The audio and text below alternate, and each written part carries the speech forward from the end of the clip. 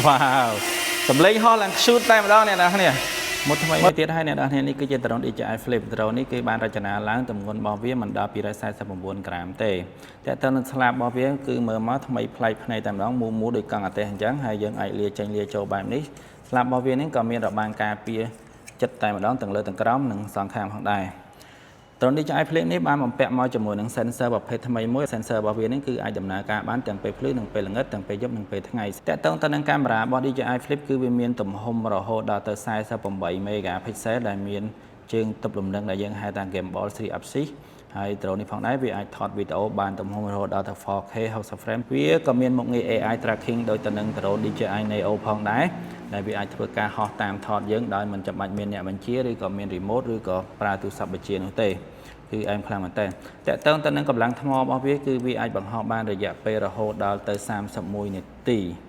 ហើយតើតើនឹងចម្ងាយវាអាចបង្ហោះបានចម្ងាយរហូតដល់ទៅ14គីឡូម៉ែត្រនិងកម្ពស់500ម៉ែត្រអូខេអញ្ចឹងបើសិនជាបងប្អូនមានចំណាប់អារម្មណ៍ចង់បាន drone DJI ឬក៏ drone DJI Flip នេះសូមកុំភ្លេចតំណែងមកកាន់ MBA RC Camera មកយើងមាន stock ស្រាប់ហើយនឹងមានការធានាទៅលើផ្នែកបច្ចេកទេសរហូតដល់ទៅ1ឆ្នាំយើងក៏មានសេវាកម្មជួសជុលផ្ទាល់នៅនឹងហាងតែម្ដងអូខេអរគុណច្រើន drone នេះយើងគាត់តែលាដៃលាជើងវាចេញមកគឺវាចាប់ផ្ដើមបើកម៉ាស៊ីនដោយខ្លួនឯងនិងដំណើរការតែម្ដងម៉ាស៊ីនរបស់វាគឺដំណើរការលឿនមែនតើបាទចាំមើលខ្ញុំសាកជូនអ្នកគ្នាមើលណាបាទ Droning, spot direction,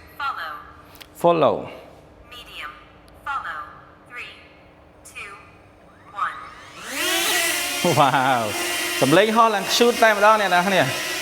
មើលទៅគឺការហោះហើររបស់វាគឺ